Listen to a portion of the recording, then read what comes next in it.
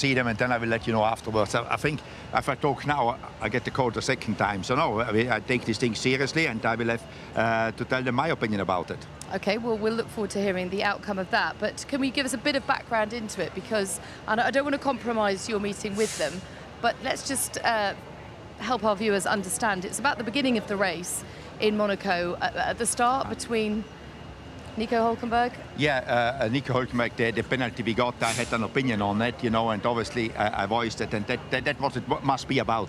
Okay. So I still need to see as well. That's why I don't want to jump to a conclusion. No. I respectfully wait for it. Absolutely. From the camera angles we saw during the race, it obviously looked like there was contact made, but then upon further review, it seems like there possibly was no contact made. So in that case, it's kind of unfair to receive a penalty for something that in actual fact you've not done. Is that your opinion on it?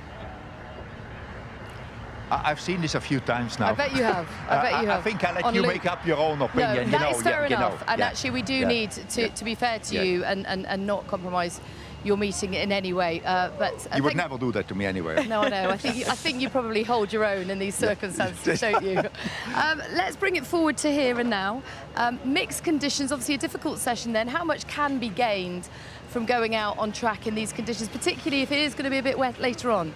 Difficult to say. First of all, it depends what it will be later on in qualifying, and then the conditions change so much, and to have the same perfect exact condition like we have now in a few hours, I think that's impossible. So sometimes I think with the Inter you just go out to see how they feel, and then they came back in, but everybody was a little bit half-hearted out there in my opinion, you know. I mean, when we went out in the beginning on the soft one, that was obviously because we knew it was going to start to rain, so everybody was trying to get out early to get a feel for the car, but as you say, the conditions changed completely from that as well. So let's see what is coming and just take it by the hour. By the minute. Well, we have some very amateur devices to tell us what the weather's going to do. You guys have some serious high-tech stuff in there.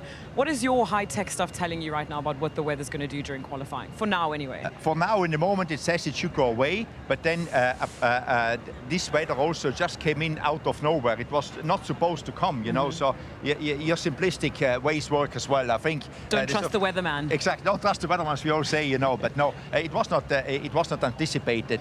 This rain, this light rain coming. So let's see what is coming in qualifying. But in the moment, it says it stays dry, but it's still drizzling. And you know, I think it's very tricky out there because the inters don't last, and for the dry tires, it's still a little bit too wet. So.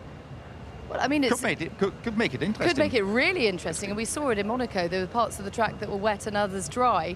My simplistic way of knowing is whether I need windscreen wipers for these. I do, so I'm going to take them off. But let's hypothetically say that it is dry for qualifying, because there is a chance for that.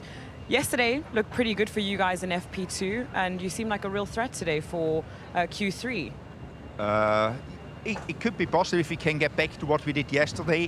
Today, Nico started his lap with the tire temperatures not in the right place, and Kevin had lost a second in the last sector. So we need to get it all together, because this tire is best on one run only. So you need to get it all together, and traffic here is not only that you get a good start. You need to get a good start with the perfect tire temperature. Otherwise, you're compromised in turn one.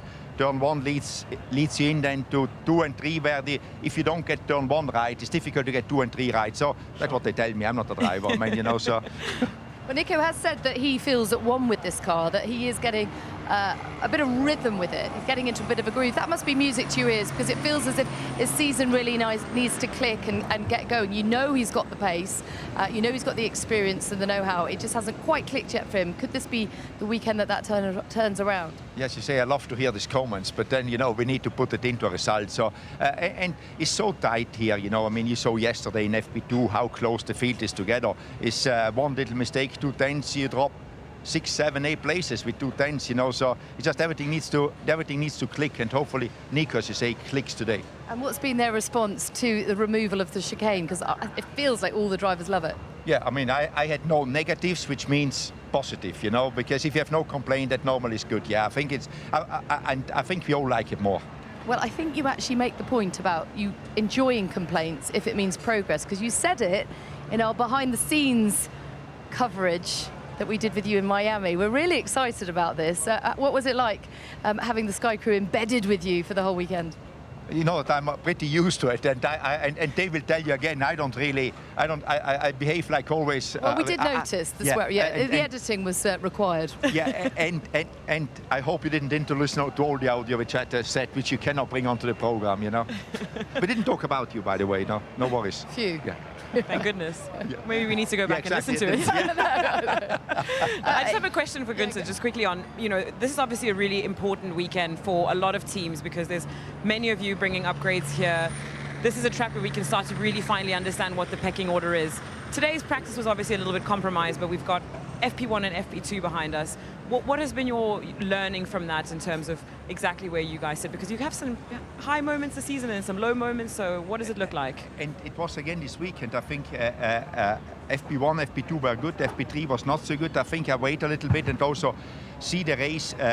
Our biggest problem was always the tire, the degradation of the tires in the race. So in the long run yesterday we were better than normally, so hopefully we can keep that form for Sunday, but it's too early to say. Honestly, I wouldn't jump to a conclusion yet with where we are. Okay.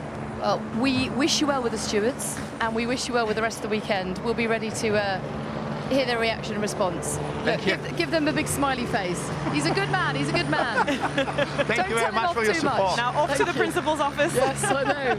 Exactly. Well, it was an interesting